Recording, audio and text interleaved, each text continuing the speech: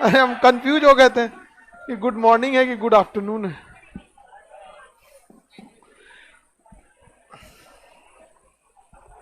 क्या पढ़ा रहे हैं जी?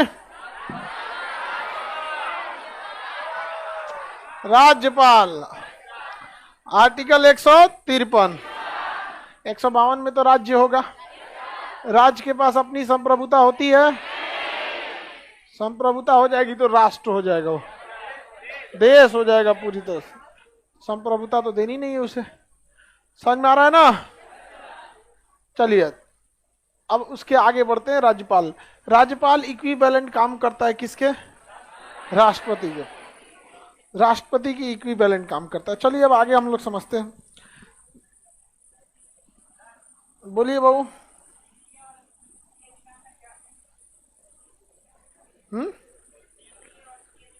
CAG controller and auditor general होता है। और हम आपको बताए थे कि केंद्र सरकार के अकाउंटिंग का काम वो वित्त मंत्रालय के थ्रू कराती है। समझ में आ गया कि नहीं? तो वो अकाउंटिंग देखता है, वित्त मंत्रालय का अधिकारी। ठीक है। बाकी सीएजी क्या करेगा?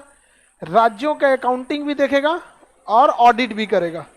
जैसे हम लोग यहाँ क्या होता है, हम लोग क्या करते हैं, देखिए जैसे मार्च क्लोजिंग है, एक साल तक हम लोग जितना पैसा खर्च किए हैं, खर्च करने के बाद हम लोग अकाउंटेंट को बताते हैं कि लिख किया।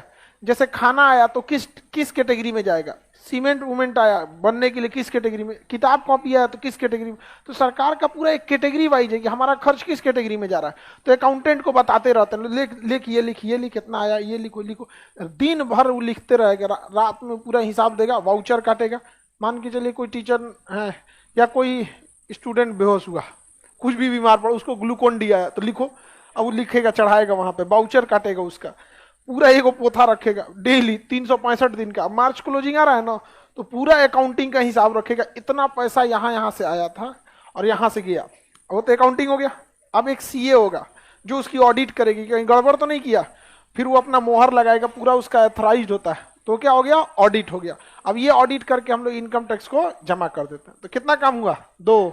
रेगुलर वाला अकाउंटिंग, और बाकी ऑडिट वाला काम होता है ना, वो महीने में आदमी एक बार देख लेता है, अगर जिस दिन ज्यादा होता है तो देख लेता है महीना में, नहीं तो एक के साल में एक बार देखिए तो याद ही नहीं है पेमेंट किसको गया था।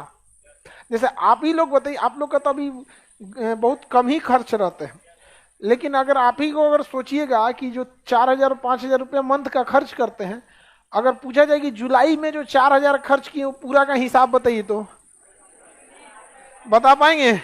जबकि एक छोटा सा अमाउंट, समझ में आ गया, छोटा सा अमाउंट है, 5-7 हजार रुपया खर्चा होता है। गर्ल्स का ज्यादा होता है क्योंकि महंगा होता है, आप लोग का गर्ल्स हॉस्टल ना महंगा ले लेता है, बाकी ऐसा नहीं है।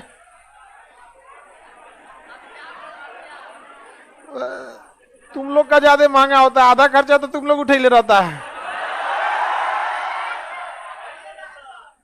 बात कर रहा है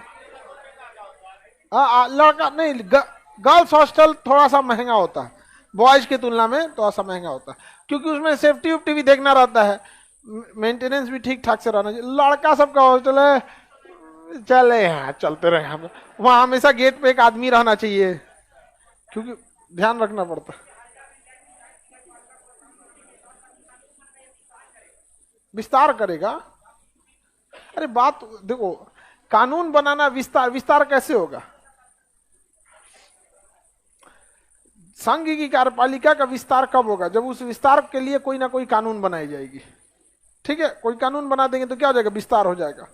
संघ तो पीछे छूट गया जी।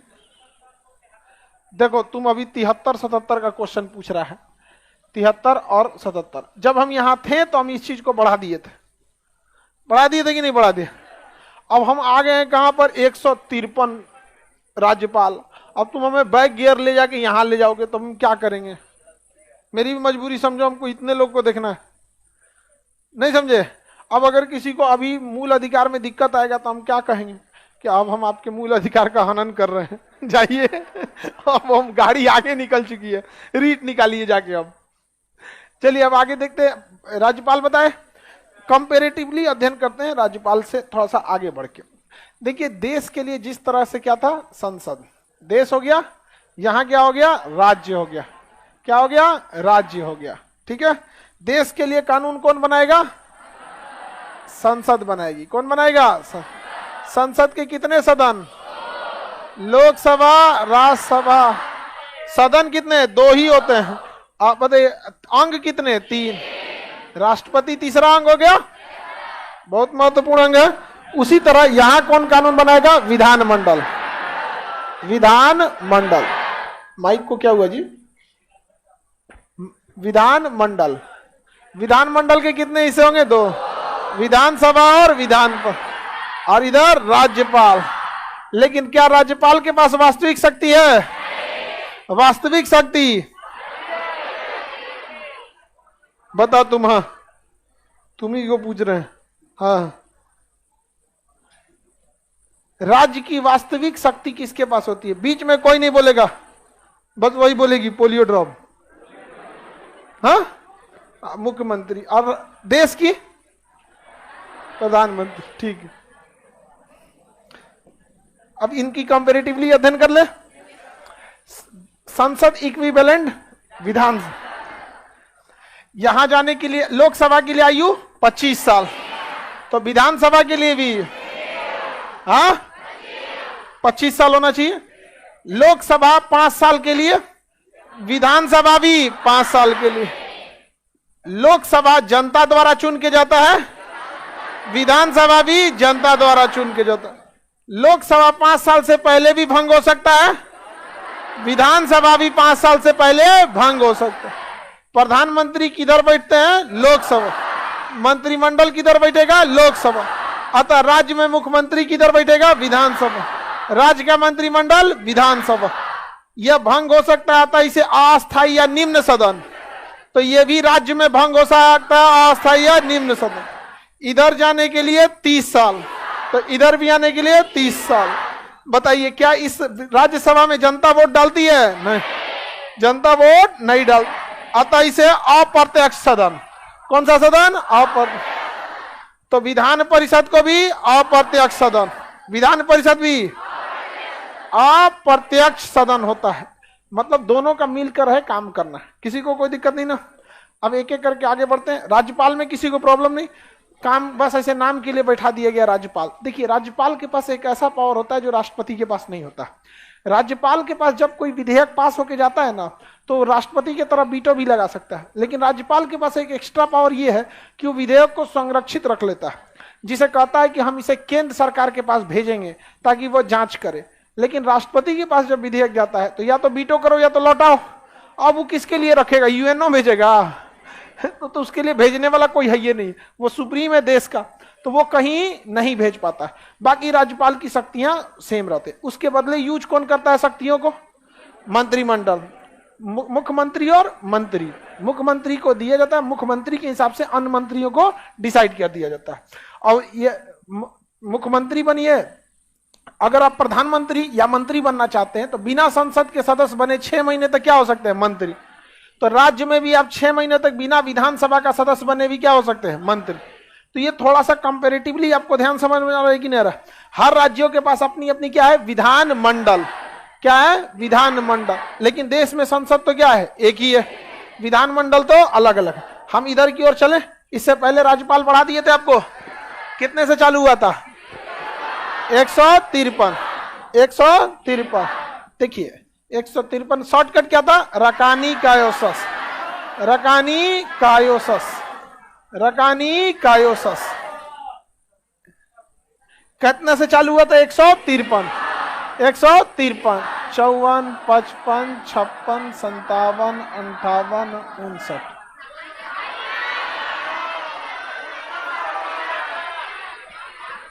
अरे जी गड़बड़ क्या होता है जी?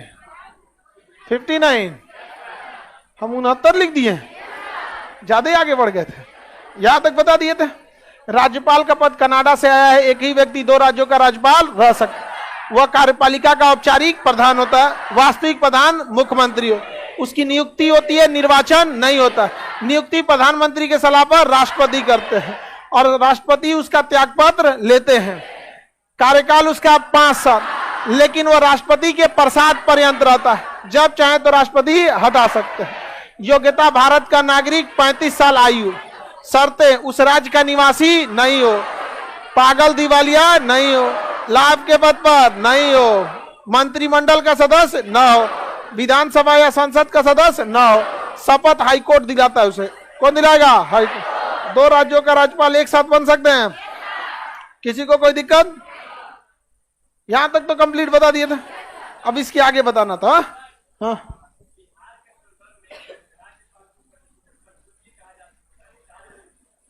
तुम ये कहां से क्वेश्चन लेके आ रहे हो, नहीं समझ में आ रहा है। इनका क्वेश्चन सुनिए ध्यान से करा। बिहार के संदर्भ में राज्यपाल को कठपुतली कहा जा सकता है, तो कहां के राज्यपाल को आप शेर कहिएगा? हर जगह आपको पहले कल बता दिए थे, कहीं का राज्यपाल के पास कोई पावर नहीं। सरोजनी नायडू जो भारत की पहली राज्यपाल थी, साथ में पहली महिला राज्यपाल थी, और भारत के सबसे बड़ी विधानसभा को उन्होंने कंट्रोल किया था, उत्तर प्रदेश के 403 विधानसभा जो सबसे बड़ी। उन्होंने कहा कि राज्यपाल सोने के पिंजरे में बंद एक पक्षी है, चिड़िया है। तो आप केवल, आपको बिहार से ऐसा क्या लग रहा है? कहां का राज्यपाल के पास इतना पावर देख रहे हैं आप? कहीं नहीं। बस वो अपने विवेक का प्रयोग तभी करेगा जब वो विधेयक को संरक्षित कर लेगा। और कल हम इस चीज को बताए थे, वो केंद्र की सरकार के इशारे पर ज्यादा काम करता है, न कि वो केंद्र के हिसाब से। केंद्र में जिसकी सरकार है उसी की भाषा बोलता है, याद रहेगा ना।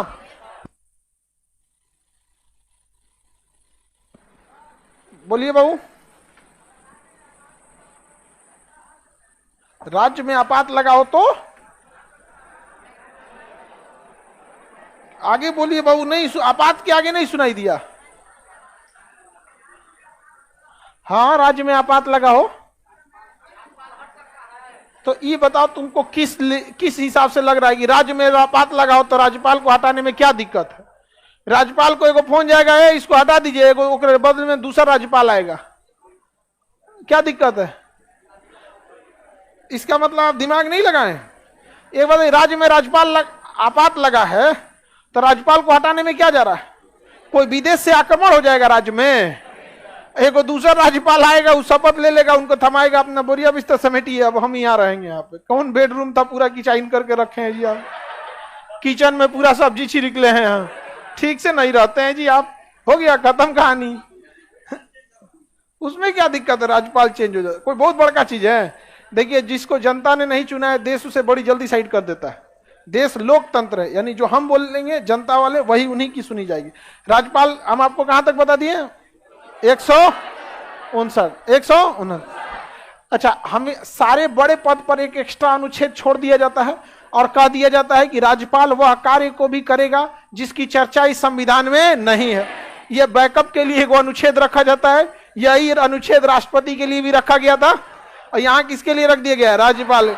160 में कह रहा है कि राज्यपाल उन कर्तव्यों का भी पालन करेगा जो संविधान में नहीं है। ये बुक कहां से मिल गया आपको? अरे ये आपको पीडीएफ फॉर्म में आपको भी है, और ऐसे बुक फॉर्म में यहां पे भी है, ठीक है? ये पीडीएफ फॉर्म में है। राज्यपाल कौन होता है?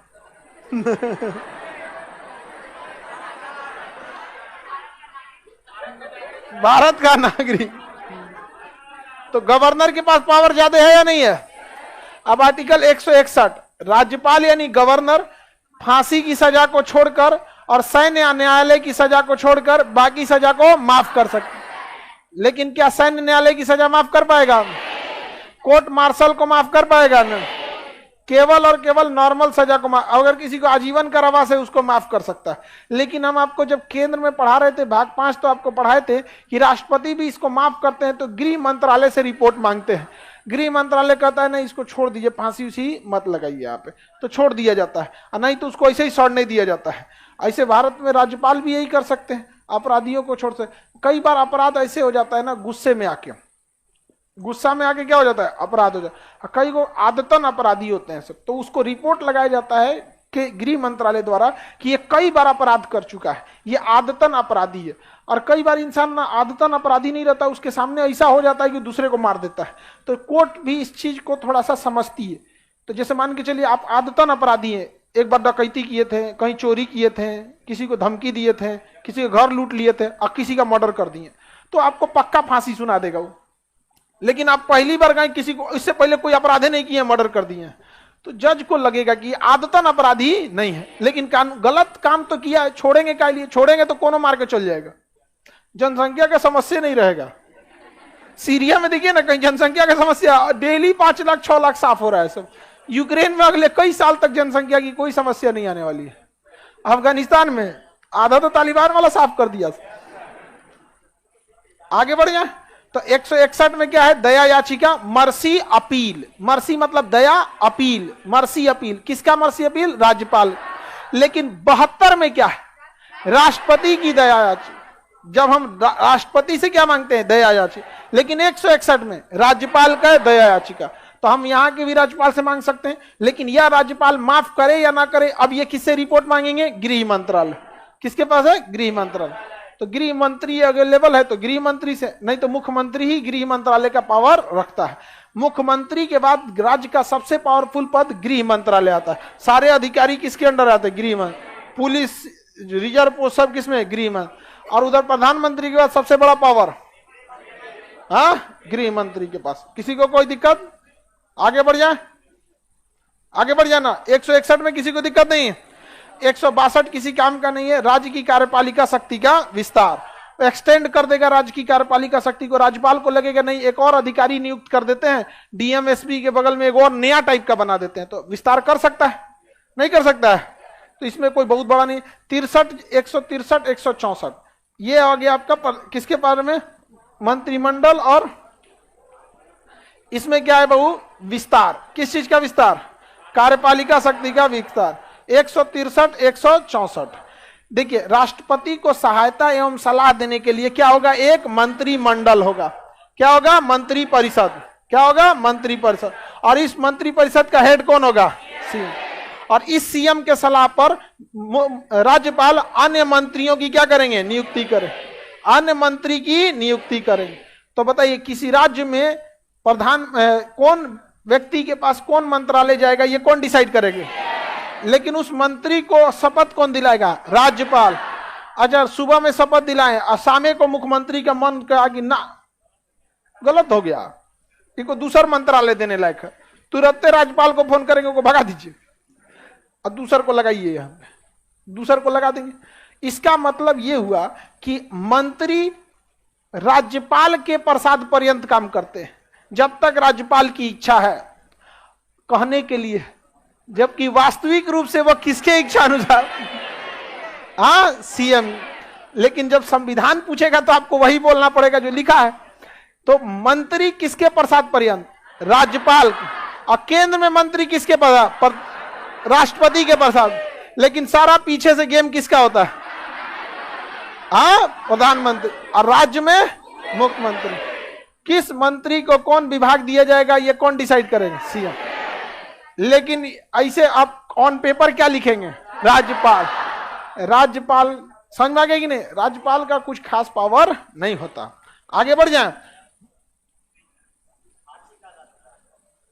हाथी का दांत, बाहर वाला दांत हाथी का दिखाने के लिए, उससे खाना नहीं खा पाता है। आगे बढ़ जाए तो बताइए, मुख्यमंत्री और राज्य का मंत्रिमंडल किसमें है? 163। अन्य मंत्री, अब आप इतना पढ़ने के बाद आप खुद से इतना लगा सकते हैं कि राज्यपाल मुख्यमंत्री का क्या पावर होगा। राज्य की वास्तविक कार्यपालिका किसके हाथ में? मुख्यमंत्री। सारे विभाग डायरेक्टली किसके अंडर में? मुख्यमंत्री। सारे मंत्री किसके अंडर में? मुख्यमंत्री। यदि मुख्यमंत्री की मृत्यु या त्यागपत्र हो जाता है तो सारे मंत्री को त्यागपत्र देना होता है, लेकिन चुनाव दोबारा नहीं होता। तो दोबारा चुनाव तभी होगा जब बहुमत खत्म हो। बिना बहुमत खत्म चुनाव तो नहीं हो सकता। तो अन्य मंत्री इन लोग की यहाँ पे चर्चा, यही चर्चा तो हम लोग देखे तो लोग अनुच्छेद 74 और 75 में याद है, राष्ट्रपति को सहायता एवं सलाह देने के लिए एक मंत्री परिषद होगा। क्या होगा? मंत्री पर। और इसका प्रधानमंत्री। और 75 में अन्य मंत्री। 75 में अन्य मंत्री। ये हम लोग केंद्र में नहीं देख लिए थे। और इसके जस्ट बाद हम लोग 76 में देखे थे अटॉर्नी जनरल। अटॉर्नी जनरल जो इन मंत्रियों का केस लड़ेगा, इन मंत्रियों के लिए कानून की समीक्षा करेगा। तो जस्ट इसके बाद 165 में एडवोकेट जनरल। क्या होगा? Advocate general. कौन होंगे? Advocate general. बताइए, राज्य सरकार का परमानेंट वकील कौन होता है? Advocate general. केंद्र सरकार का परमानेंट वकील अटॉर्नी। केंद्र सरकार में मुकदमा ठोक देंगे, हर जगह जाके लड़ेगा कौन? एडवोकेट। किसी भी राज्य में लड़ेगा एडवोकेट। उसकी योग्यता सुप्रीम कोर्ट। अटॉर्नी जनरल की योग्यता सुप्रीम, एडवोकेट जनरल की हाई कोर्ट के बराबर जो योग्यता होती है एडवोकेट जनरल को हिंदी में कहते हैं महाधिवक्ता। महाधिवक्ता क्या कहेंगे? महाधिवक्ता। किसी को कोई दिक्कत? महाधिवक्ता। क्या महाधिवक्ता किसी भी जिला में जाके केस लड़ सकता है? हर जिला में जाके लड़ सकता, क्योंकि उसकी योग्यता किसके बराबर होती है? High court. हाई कोर्ट के बराबर होती है। वकील रखना ही पड़ेगा। एक आदमी हाई कोर्ट में खुदे बहस करने लगे थे, तो जज भी बहुत सॉफ्ट होते हैं, लोग कहेंगे ठीक है बहस कीजिए। अब वो अंकल जी जज से मुंह लगा लिए, समझ में आया? तो वो जज साहब से मुंह लड़ा लिया यहाँ पे। तो जज साहब को समझाए कि देख बाबू, आप हैं सीनियर, हम आपसे इज्जत से बात कर रहे हैं, लेकिन अगर आपको कोई बीमार पड़ जाएंगे तो आप अपना ऑपरेशन अपने से चीर के पार लेंगे? डॉक्टर के पास जाएंगे ना, उसको डॉक्टर को फीस देंगे ना? तो कहा हाँ, तो यहाँ भी आइए, काला कोट का डॉक्टर मिलेगा, सफेद कोट वाला डॉक्टर नहीं। वकील के पास पूरा प्रोसेस होता है। तो ये भी पूरे के पूरे क्या होते हैं? वकील होते हैं, और इनको पूरे हाई कोर्ट के बराबर योग्यता होती है। बताइए, क्या ये जनता का मुकदमा लड़ सकता है? लड़ सकता है। जब जनता का मुकदमा लड़ेगा तो क्या इसे अलग से सैलरी दी जाएगी? नहीं। लेकिन रहने के लिए बंगला सरकारी दे दिया जाए, सुरक्षा गार्ड सरकारी, गाड़ी सरकारी, तो बचल कौन चीज? विधानसभा का कैंटीन सरकारी। अब कौन चीज चाहिए भैया उसको? नहीं, अब क्या चाहिए? इंसान खाने पे खर्चा सबसे कम करता है, बाकी यही सब चीजों पे तो खर्च हो जाते हैं। तो बढ़िया चीज है। तो एडवोकेट जनरल जो होता है, एडवोकेट जनरल वो राज्य सरकार का कानूनी अधिकारी होता है। योग्यता के हिसाब से वो हाई कोर्ट का एक वकील होता है, जिस कारण वह उस राज्य के किसी भी हाई कोर्ट या उस राज्य के किसी भी डिस्ट्रिक्ट कोर्ट में जाके सरकार की पैरवी कर सकता है। वो किसी अन्य व्यक्ति का भी मुकदमा लड़ सकता है, लेकिन वह व्यक्ति राज्य सरकार पे केस ठोक दे, नहीं लड़ेगा। कहेगा सोचो हमारा नौकरी ले जाएगा दुनिया में। एडवोकेट जनरल हर राज्य के लिए होंगे कि नहीं होंगे? किसी को दिक्कत? बताइए। राज्य का मंत्री परिषद 163, अन्य मंत्री 100, राज्य का कानूनी अधिकारी एडवोकेट जनरल 165, एडवोकेट जनरल 165। किसी को कोई दिक्कत? अच्छा, केंद्र सरकार में कौन होता है? Attorney general. आप केंद्र सरकार पे मुकदमा कर देंगे कि अगर सरकारें पे कौन मुकदमा कर दिए तो कौन लड़ेगा केस? Attorney general. आगे बढ़ जाए। राज्य सरकार पे कर देंगे तो एडवोकेट जनरल। कोई दिक्कत? बाकी सबके पास हर यूनिवर्सिटी का चांसलर कौन होता है? वास्तविक प्रधान मुख्यमंत्री। राज्य का वास्तविक प्रधान अधिकारियों की ट्रांसफर पे सिग्नेचर किसका होता है? किया कौन रहता है? मुख्यमंत्री किया रहा। समझ में आ रहा है कि नहीं आ रहा है? राज्यपाल का क्या उस राज्य का निवासी राज्यपाल हो सकता है? कभी नहीं होगा, गड़बड़ हो जाएगा राज्यपाल को। अच्छा, वो मिसयूज कब करेगा? इमरजेंसी के टाइम। किसके समय? इमरजेंसी। जैसे वैज्ञानिक किस जिला के हो? अरवल, तो तुम तो बगले का। अगर ये बिहार का राज्यपाल हो जाए और इमरजेंसी के टाइम पे अपन कुल रिश्तेदार को वैकेंसी में नौकरी दे देगा, बिहार एसएससी सचिवालय है तेन सब दे देगा, है कि नहीं? अब तुम्हारा अरवल घर है पास में, अगल बगल में किसी से विवाद भी होगा, जहां आदमी रहता है तो वहां विवाद भी हुआ रहता है, उसका क्या हाल करोगे?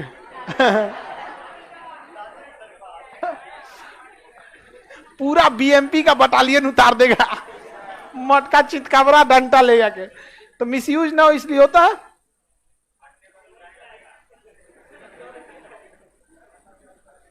उस राज्य का, अच्छा आपको केरला का राज्यपाल बना दिया, जब वहां किसी को पहचानते हैं? हाँ, कोई नहीं, चुप कह रहा है केरला का भेज रहे, हम झारखंड में ही किसी को नहीं पहचानते।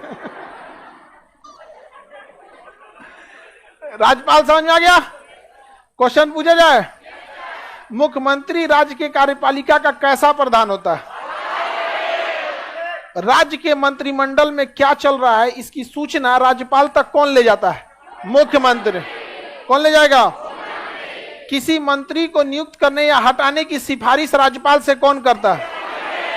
हाँ, राज्य की राष्ट्रीय विकास परिषद ये तथा राज्य की योजना आयोग का अध्यक्ष कौन होता है? मुख्यमंत्री। अगर मुख्यमंत्री त्यागपत्र या मृत्यु हो जाए तो मंत्रिमंडल रहेगा कि त्यागपत्र दे देगा? त्यागपत्र दे देगा। तो क्या चुनाव होगा? नहीं, नया मुख्यमंत्री चुना जाएगा, वह अपना बहुमत दोबारा सिद्ध करेगा। उसका मन वो वही मंत्री रख ले या 2-4 को चेंज करे या 100% को चेंज करे, क्योंकि मंत्रिमंडल का अध्यक्ष कौन होता है? मुख्यमंत्री। मुख्यमंत्री विभिन्न पदाधिकारियों की नियुक्ति संबंधी सिफारिश किसको देता है? राज्यपाल को। डीजीपी बना दीजिए इनको, राज्य चुनाव आयुक्त इनको बना दीजिए, ये इनको बना दीजिए, इनको सचिव बना दीजिए। दुनिया सारा सिफारिश कौन देता है? मुख्यमंत्री देता है। आगे बढ़ जा। 101 समझ में आ गया। 165 क्या चीज है? महाधिवक्ता। 165 एडवोकेट। राज्य सरकार का कानूनी सलाहकार कौन होता है? हाँ, एडवोकेट जनरल। राज्य सरकार का प्रथम विधि अधिकारी एडवोकेट जनरल। क्या यह विधानसभा में बैठ सकता है? बैठ गया। क्या विधान परिषद में बैठ सकता है? बैठ सकता। कार्रवाई में भाग ले सकता है? ले सकता। हाँ, ले सकता। अपना भाषण दे सकता है। किसी मंत्री का काउंटर जवाब दे सकता है? दे सकता। विपक्ष का जवाब दे सकता है? मतदान करेगा? क्यों मतदान नहीं करता? जनता ने उसे नहीं चुना। जनता ने उसे नहीं चुना। हम लोग अप्रत्यक्ष लोकतंत्र में आते हैं, यानी हमने 5 साल में अपना एगो को चुन दिया कि हमारे एरिया से यही जाएंगे और वही हमारे लिए कानून बनाएंगे। इसे कहते हैं अप्रत्यक्ष लोकतंत्र। जबकि लोकतंत्र का मतलब होता है हम डायरेक्ट कानून बनाए। तो बताइए, बिहार में है 12-14 करोड़ लोग, सब घुस जाएगा कानून बनाने तो रद्द कर देगा कानून को। एक से एक कानून बनाएगा सब। नहीं समझ आया? तो प्रत्यक्ष लोकतंत्र जहां जनता खुद कानून बना सकती है, ये ज्यादा जनसंख्या पे संभव ही नहीं है। 140 करोड़ भारत के लोग हैं, कहो कि कानून बनाओ लोग, सब लोग से पूछा जाएगा जीएसटी लागू होना चाहिए कि नहीं, तो उसमें से 50 करोड़ ऐसे करेगा ये कौन सी हो तो जीएसटी आधा को तो जीएसटी है नहीं पता। लेकिन जो जीएसटी भरता है उससे पूछिए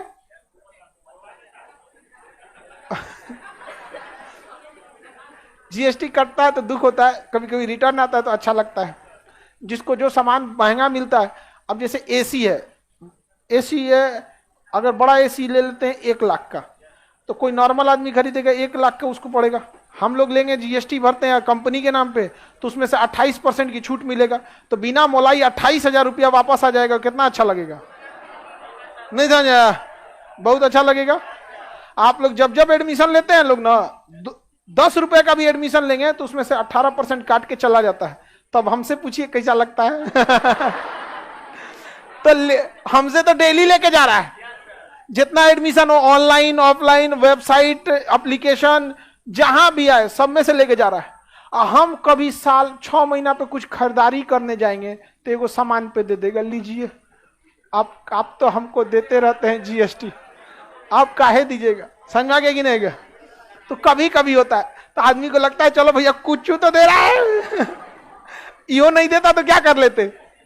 तो जो जीएसटी भरते हैं उनके लिए जीएसटी बहुत सही होता है, और जो नहीं भरते हैं उनके लिए तो जीएसटी आ ही जाएगा, महंगा हो जाता है।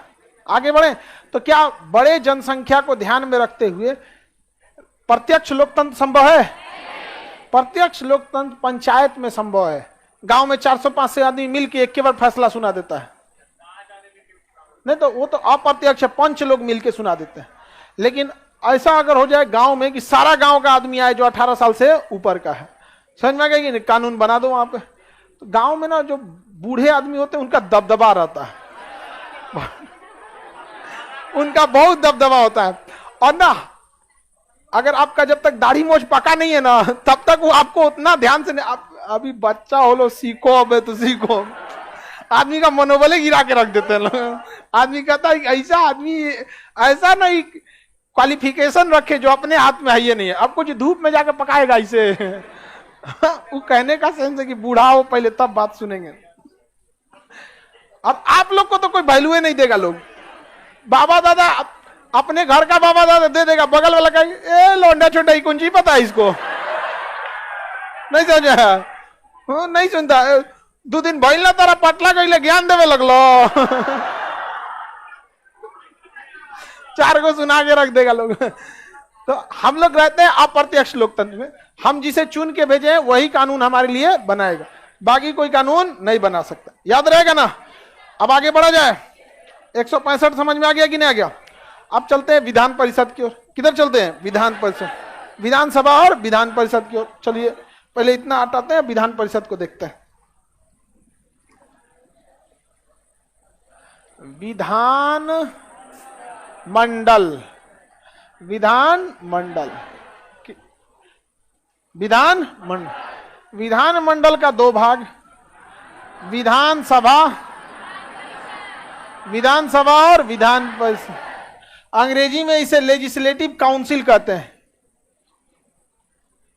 लेजिस्लेटिव काउंसिल, क्या कहेंगे? Legislative council. ऐसे लेजिस्लेटिव असेंबली कर, उसे लेजिस्लेटिव काउंसिल, ऐसे legislative assembly, legislative assembly, legislative assembly. ये हो गया असेंबली, ये हो गया काउंसिल। इसमें कितने साल? 25 साल। इसमें जाने के लिए 30 साल। एक में 25 साल, एक में 30।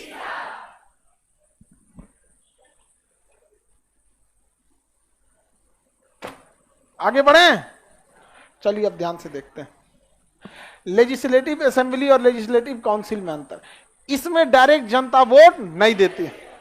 हम जब इनको चुनते हैं ना, विधानसभा वाले को, ये जाके इनको चुन देते हैं सब। ठीक है? तो इधर वाला है विधानसभा, इधर वाला है विधान परिषद। इधर में बैठने वाले को कहेंगे member of legislative council, member of legislative council. और इधर बैठने वाले को member of legislative assembly, member of legislative assembly. इसे कहा जाएगा विधायक, विधायक, क्योंकि ये बैठा है विधानसभा में। इसे भी कहा जाएगा विधायक, विधायक, क्योंकि ये भी बैठा है विधान मंडल में। विधान मंडल में बैठने वाला भी विधायक, ये भी विधायक, वो भी विधायक। समझ में आ गया कि नहीं आएगा? आपको अपने अपने एरिया के विधायक के बारे में पता होगा, पता रहना चाहिए आप लोग को, इतने तो जागरूक रहना चाहिए। क्या काम करते हैं आप लोग? उम्मीद मत कीजिएगा कि चुनाव से पहले आपसे मिलवो करेगा कोई। हाँ, कभी कभी आते रहते हैं लोग, तो मिलते रहते हैं लोग। एमएलए और एमएलसी में अंतर समझ में आ गया? एमएलए और एमएलसी अगर परिषद में बैठेगा तो एमएलसी। क्या हर एक राज्य में एमएलसी विधान परिषद है? कितने राज्यों में? 6। कितने राज्यों में? कौन कौन? UP, Bihar, UP, Bihar, Maharashtra, Karnataka, Andhra Pradesh, Telangana. 4 को नीचे है सब। बस उन्हीं 6 राज्यों में क्या है? विधान परिषद। बाकी जगह क्या है? विधानसभा। बाकी जगहों पे विधानसभा। किसी को दिक्कत? विधानसभा में बैठने वाला एमएलए, इधर बैठने वाला एमएलसी। किसी को कोई दिक्कत? आगे बढ़े। एमएलए का चुनाव कौन करता है? जनता। कौन करेगी? बाकी जिन 6 राज्यों में विधान परिषद है, जिन 6 राज्यों में क्या है? विधान परिषद है, उसमें विधान परिषद के सदस्यों की नियुक्ति कैसे होती होगी? तो देखिए, इनमें कितने लोग जाएंगे, इसका इलेक्शन कैसे होगा? इसमें तो जनता वोट डाल देती, इसमें कैसे होगा? तो कहा गया है इसका वो इलेक्शन कई तरीके से होता है। गांव के जो मुखिया लोग होते हैं, वार्ड मेंबर होते हैं, वो लोग आके इनको चुनते हैं। जो इधर हमारे द्वारा चुने गए विधायक होते हैं, वो लोग आके इनको चुनते हैं। इसलिए जिसे एमएलसी बनना है उसे जनता से कोई काम नहीं। 5 को 6 को विधायक से संपर्क बनाए रहिए, हमको वोट डाल दीजिए, इतना पैसा है, मुखिया जाके वोट डाल देगा। अतः आपको अगर एमएलसी बनना है तो जनता से कोई मतलब नहीं। क्या होना चाहिए? हाँ, अरे सब चीज तुम लोग बोलिए देता है लोग।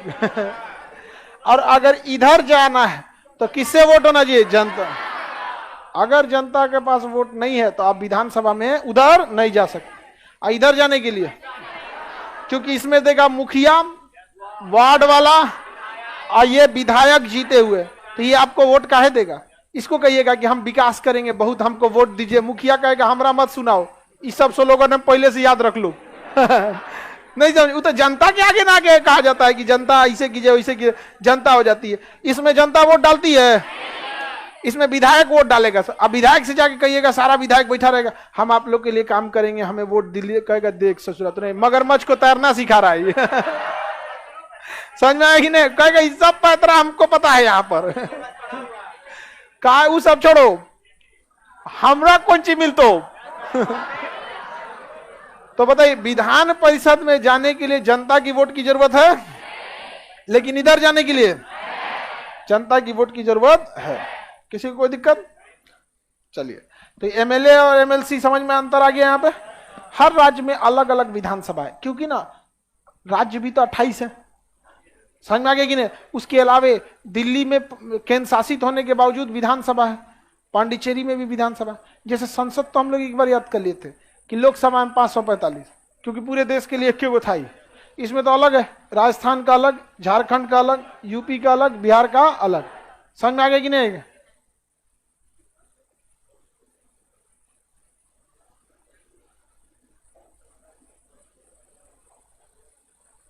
आगे बढ़े। हमारे ओर का विधायक तो मंत्री हो गया, तो ठीक है, आपके एरिया में काम अच्छा हो जाएगा। कुछ कुछ मंत्री बहुत काम करते हैं और कुछ कुछ मंत्री काम उतना नहीं करते। चलिए अब ध्यान से देखिए, बताइए, बिहार में विधानसभा में 243, यूपी में विधानसभा में 403। तो अलग अलग एरिया में क्या है? विधानसभा है। अलग अलग एरिया में, अलग अलग राज्यों में विधानसभा अलग अलग है। समझ में गए कि नहीं? छोटा राज्य है तो कम, बड़ा राज्य है तो ज्यादा। लेकिन इसकी एक सीमा रखना जरूरी है। क्यों सीमा रखना जरूरी है? आप खुद सोचिए। संसद में बैठे हैं ये सब कितने? 545। अब पता चला उत्तर प्रदेश में 600 बैठने लगा, तो लोकसभा से ज्यादा अपने निकल गया। अजीब नहीं लगेगा? हाँ, अगर किसी ट्रेन का इंजन से तगड़ा पीछे का बॉगी हो जाए तो कहेगा का हो इंजन, दिक्कत हो जाएगा। तो ऐसा जानबूझ के रखा जाता है ना कि राज्य थोड़ा सा अपने आप को समझे कि हम जूनियर हैं, इसलिए नियम बनाया गया किसी भी राज्य की विधानसभा अधिकतम 500 हो सकती है, उससे ज्यादा नहीं। और पहले ही 500 से ज्यादा है कौन? लोकसभा। 545 है कि नहीं लोकसभा, तो पहले ही अपना ज्यादा है। और इनको कहा है कि आप अधिकतम हो सकते हैं। उत्तर प्रदेश जब बढ़ेगा बढ़ेगा, पता नहीं कब बढ़ेगा, जब तक 2026 में लोकसभा की सीटें बढ़ जाएं और 545 की जगह 750 हो जाएगा। सब जरूरी भी है 750। नेताओं की संख्या अगर ज्यादा, मतलब जितना उनको ज्यादा संख्या रखेंगे ना, उनके पास क्षेत्र कम आएगा। पहले अभी एक जिला में एक को सांसद होता है, इसलिए उसके पास इतना बड़ा क्षेत्र होता है ना कि 2 गांव गुस्सेबो किया था, गुस्सिया आ जाओ, कोई दिक्कत नहीं है यहाँ पे। समझ में आ गया कि नहीं? सचिव जी का गांव गुस्सेले रहेगा तो विधायक को कोई फर्क नहीं पड़ता। पंचायत फिल्म देखे ना, उसमें विधायक को देखे एग्जैक्ट वैसे ही होता है, विनोद वाला। विनोद की पत्नी, विनोद जिसको बोलता है ना जो भूषण, उसकी पत्नी भी झगड़ा रहती है। हा? आगे चलिए, समझिए ध्यान से। तो विधानसभा की अधिकतम सीटों की संख्या 5। विधानसभा की अधिकतम सीटों की संख्या 500 से ज्यादा नहीं हो। जब विधानसभा की सीटें निर्धारित कर दी गई हैं तो विधान परिषद की भी होनी चाहिए कि नहीं होनी चाहिए? आप बताओ मित्रों, होना चाहिए कि नहीं होना चाहिए? हाँ, तो कहा गया है कि विधान परिषद की सीटों की संख्या डायरेक्ट डिसाइड नहीं होगी, बल्कि यह डिसाइड होगी कि यह विधान परिषद के सीटों की कुल संख्या के 1/3 से ज्यादा नहीं होना चाहिए। इसका डायरेक्ट कोई नियम ही नहीं है, यह डिपेंड करेगा इसकी कितनी संख्या है। तो विधानसभा की कुल सीटों की संख्या के 1/3 से ज्यादा नहीं होना। जैसे अगर किसी राज्य में 300 विधानसभा है, कितनी विधानसभा है? 3, तो इसका 1/3 कितना हो गया? 100। यानी ये 100 से कम हो जाएगा, लेकिन 100 से ज्यादा नहीं हो। तो विधानसभा में अधिकतम 500, विधानसभा में 500, और विधान परिषद में विधानसभा का 1/3, विधानसभा का 1/3। किसी को कोई दिक्कत? आगे बढ़े। रीजनिंग का क्लास जितने लोग को करना है, आज रात को 8 बजे से कितना क्या स्टार्ट हो जाएगा? रीजनिंग 8 से 9 रीजनिंग स्टार्ट हो जाएगा आप लोग का। तो जो लोग नए विद्यार्थी हैं वो लोग रीजनिंग कर लेंगे, और ये सब छोटा छोटा सब्जेक्ट निपटा के रखे रहिएगा पहले से, क्योंकि इसमें प्रैक्टिस की ज्यादा जरूरत होती है। ठीक है, तो आज से स्टार्ट हो जाएगा, आज रात को 8 से 9। किसी को दिक्कत? तो गर्मी का दिन आ गया, 8 से